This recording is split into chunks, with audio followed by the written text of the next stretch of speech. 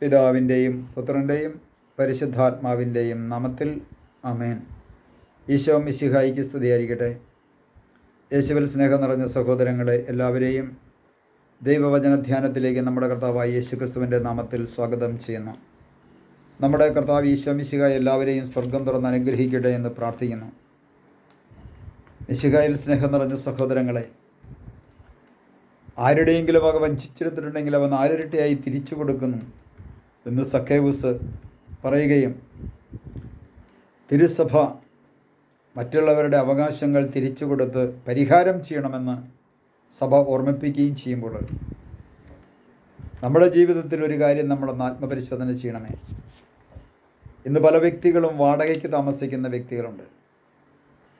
വാടകയ്ക്ക് താമസിക്കുന്ന വ്യക്തികൾ വാടക ഉടമ്പടിയൊക്കെ നടത്തും, അല്ലെങ്കിൽ തൊഴിൽ മേഖലകളിലുള്ള ഉടമ്പടികൾ ലംഘിക്കും. ഉദാഹരണമായിട്ട് പറഞ്ഞു കഴിഞ്ഞാൽ, വീട് വെച്ച് കൊടുക്കാം, 1000 സ്ക്വയർ ഫീറ്റിൻ്റെ വീട് മൊത്തം പണി തീർത്ത് തന്നേക്കാം, 1 സ്ക്വയർ ഫീറ്റിന് 2000 രൂപ വെച്ച് തന്നാൽ മതി എന്ന് പറയും.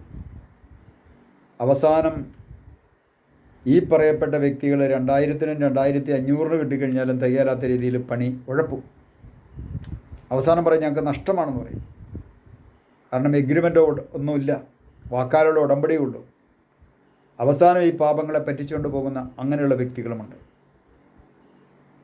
വാടക ഇത്ര രൂപ വെച്ച് വാടക തന്നേക്കാം, ഉടമ്പടിക്ക് എഴുതി, എൻ്റെ കയ്യിലില്ല, തല്ലിക്കൊല്ലാൻ പറ്റുമോ? മാറ്റിവിടുന്ന സമയത്ത്, പോകുന്ന സമയത്ത് ഈ സ്ഥാപനത്തിന് ഒത്തിരി കേടുപാടുകൾ വരുത്തി വെച്ച് ചിറങ്ങിപ്പോകുന്ന വ്യക്തികളുണ്ട്, അങ്ങനെയുള്ളവരുമുണ്ട്. അപ്പോൾ ദൈവത്തിന് മുമ്പിൽ ആത്മപരിശോധന ചെയ്യണമേ. വാടക ഉടമ്പടികളോ തൊഴിൽ ഉടമ്പടികളോ ലംഘിച്ച് മറ്റുള്ളവർക്ക് സാമ്പത്തികമായ നഷ്ടം ഞാൻ വരുത്തിയിട്ടുണ്ടോ? സാമ്പത്തികമായ നഷ്ടം വരുത്തുക മാത്രം പോരാ, അങ്ങനെ വരുത്തിയിട്ടുണ്ടെങ്കിൽ അതിന് നഷ്ടപരിഹാരം കൂടെ ഞാൻ ചെയ്തില്ല എങ്കിൽ ദൈവത്തിന് മുമ്പിൽ എനിക്ക് അനുഗ്രഹം ലഭിക്കുമെന്ന് ആരും വിചാരിക്കണ്ട. അതുപോലെ തന്നെ ചിലരുണ്ട്, വാടകയ്ക്ക് താമസിക്കുന്ന വ്യക്തികൾ. വാടക മനഃപൂർവ്വം താമസിക്കും, കൊടുക്കില്ല. വാടക മനഃപൂർവ്വം താമസിപ്പിച്ച് കൊടുക്കാതിരുന്ന ഉടമസ്ഥന് മനക്ലേശം, അതുപോലെ തന്നെ നഷ്ടം വരുത്തി വയ്ക്കുക. ചിലരൊക്കെ 8-10 മാസമായിട്ട് പോലും കൊടുക്കാതെ കൊണ്ട് കടിച്ചു തൂങ്ങി കിടക്കുന്ന വ്യക്തികളുണ്ട്. എനിക്ക് ചില വ്യക്തികളെ അറിയാം.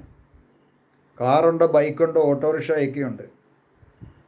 ഏതെങ്കിലും വിദേശത്ത് ജോലിയുള്ള വ്യക്തികളുടെയൊക്കെ കീടുകളാക്കിയായിരിക്കും വാടകയ്ക്ക് എടുക്കുന്നത്. വാടകയ്ക്ക് കൊടുക്കത്തില്ല, വാടക കാശ് കൊടുക്കത്തില്ല.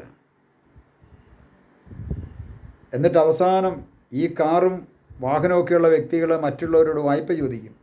അയ്യോ യാതൊരു നിവൃത്തിയില്ല. പരിചയക്കാരോടൊക്കെ വിളിച്ച് ചോദിക്കും, അയ്യോ ഞാൻ സുവിശേഷകനാണ്, ഞാനൊരു സുവിശേഷകനാണ്, എനിക്ക് വാടക കൊടുക്കാൻ നിവൃത്തിയില്ല, പക്ഷേ കാറുണ്ട്, ഓട്ടോറിക്ഷയുണ്ട്, ബൈക്കൊക്കെ ഉണ്ട്, എനിക്ക് വാടക കൊടുക്കാൻ നിവൃത്തിയില്ല, 10 മാസമായി നിവൃത്തിയില്ലാതെ വന്നിട്ട് എന്നോട് ഇറങ്ങിപ്പോകാനാണ് പറയുന്നത്. അങ്ങനെ പറഞ്ഞ് മറ്റുള്ളവരിൽ നിന്നും മറ്റുള്ളവരുടെ അലിവ് സ്വീകരിച്ചുകൊണ്ട്, മറ്റുള്ളവരെ പറഞ്ഞ് പറ്റിച്ചുകൊണ്ട് പണം വാങ്ങിച്ചുകൊണ്ട് സമ്പാദിച്ചു കൂട്ടുന്ന വ്യക്തികളെ എനിക്കും അറിയാം. ഞാൻ ആരുടെയും പേര് പറയുന്നില്ല, അങ്ങനെയുള്ള വ്യക്തികളും നമ്മുടെ സമൂഹത്തിലുണ്ട്. അങ്ങനെ മറ്റുള്ളവരെ പറഞ്ഞു പറ്റിക്കുന്ന ഒരു വ്യക്തിയായി ഞാൻ മാറിയിട്ടുണ്ടോ?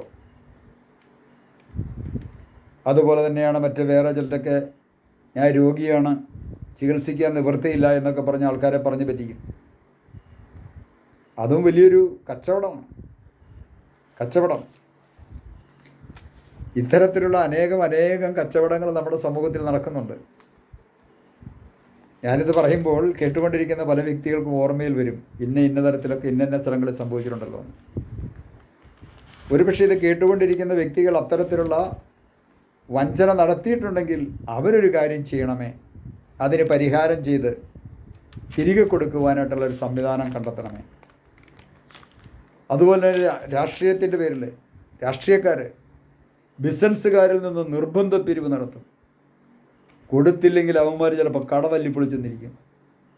അതല്ലെങ്കിൽ ടാക്സ് ഉദ്യോഗസ്ഥന്മാരെ കൊണ്ട് അവരുടെ ബിസിനസ് മുമ്പോട്ട് കൊണ്ടുപോകാൻ അവന്മാർ അനുവദിക്കത്തില്ല. തൊഴിലാളികളുണ്ടെങ്കിൽ തൊഴിലാളികളെ കൊണ്ട് സമരം ചെയ്യിപ്പിച്ച് ആ മുതലാളിയെ ഇല്ലാതാക്കാൻ വേണ്ടി ശ്രമിക്കും. അപ്പം ബിസിനസ്സുകാരിൽ നിന്ന് പോലും ഇങ്ങനെ രാഷ്ട്രീയത്തിൻ്റെ മറവിൽ അവരെ പിഴിഞ്ഞ് പണം മേടിക്കുന്ന രാഷ്ട്രീയ നേതാക്കന്മാരുമുണ്ട്, രാഷ്ട്രീയ പ്രവർത്തകരുമുണ്ട്. ഒരുപക്ഷെ ഞാനതിലൊരാളാണ്.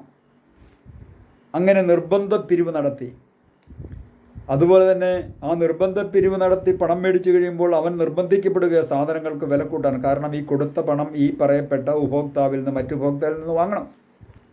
അവൻ വില കൂട്ടി കൊടുക്കും, അവൻ്റെ ബ്ലേഡിന് മൂർച്ച കൂട്ടും. അങ്ങനെ ഉള്ള വ്യക്തിയായി ഞാൻ മാറിയിട്ടുണ്ടോ? പൊതുജനങ്ങൾക്ക് അന്യായമായി ഭാരം ഞാൻ വരുത്തി വച്ചിട്ടുണ്ടോ? ദൈവത്തിന് മുമ്പിൽ ആത്മപരിശോധന ചെയ്യണമേ. ഇന്ന് നമ്മുടെ സമൂഹത്തിൽ ഇത്തരത്തിലുള്ള നിർബന്ധ പിരിവുകളും, പേപ്പർ പോലും നിർബന്ധമാക്കി. ഞങ്ങളുടെ ഒരു പേപ്പർ അങ്ങ് ഇടുക, ഈ പേപ്പർ നിങ്ങളങ്ങ് എടുത്തോണമെന്ന് പറഞ്ഞ് ഇടിയിക്കുന്ന ആൾക്കാരുണ്ട്. കൊടുത്തില്ലെങ്കിൽ തല്ലിപ്പൊളിക്കും, പേടിച്ച് എടുക്കും. പ്രിയ സഹോദരങ്ങളെ, ഞാൻ അങ്ങനെയുള്ള ഒരു വ്യക്തിയിൽ ഒരാളായി മാറിയിട്ടുണ്ടോ? തമ്പുരാൻ്റെ മുമ്പിൽ ആത്മപരിശോധന ചെയ്യാം. കർത്താവായ ഈശോയെ, രാഷ്ട്രീയത്തിൻ്റെ പേരിൽ, രാഷ്ട്രീയ പ്രവർത്തനത്തിൻ്റെ പേരിൽ ബിസിനസ്സുകാരിൽ നിന്നോ വ്യക്തികളിൽ നിന്നോ അന്യായമായി പിരിവ് നടത്തി, നിർബന്ധ പിരിവ് നടത്തി, അവരെ വേദനിപ്പിച്ച് വിഷമിപ്പിച്ച്, നിർബന്ധ പിരിവ് കൊടുത്തതിൻ്റെ പേരിൽ അവരിലുള്ള കടയിലുള്ള സാധനങ്ങൾക്ക് വില വർദ്ധിപ്പിച്ചു കൊടുത്ത് മറ്റുള്ളവരെ കൊള്ളയടിച്ച സാഹചര്യങ്ങൾ ഞങ്ങളുടെ ഓരോരുത്തരുടെയും സമൂഹത്തിൽ നടന്നുകൊണ്ടിരിക്കുന്നു.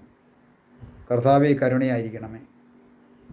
കള്ളക്കച്ചടവും കരിഞ്ചന്തയും വെട്ടിപ്പും നടത്തുന്ന ഓരോ മക്കളുടെ മേലും അവിടുത്തെ കരുണ വർഷിക്കണമേ. വാടക കുടിശ്ശിക പറഞ്ഞ് വാടക കൊടുക്കാതെ കൊണ്ട് ഉടമസ്ഥൻ്റെ വസ്തുവകകൾ തകർക്കുകയും നശിപ്പിക്കുകയും ചെയ്യുന്ന ഓരോ മക്കളുടെ മേലും അവിടുത്തെ കരുണ വർഷിക്കണമേ. ഞങ്ങളുടെ ഓരോരുത്തരുടെയും ജീവിതത്തിൽ വന്നുപോയ വീഴ്ചകളെ ഓർത്ത് മാപ്പ് ചോദിക്കുന്നു.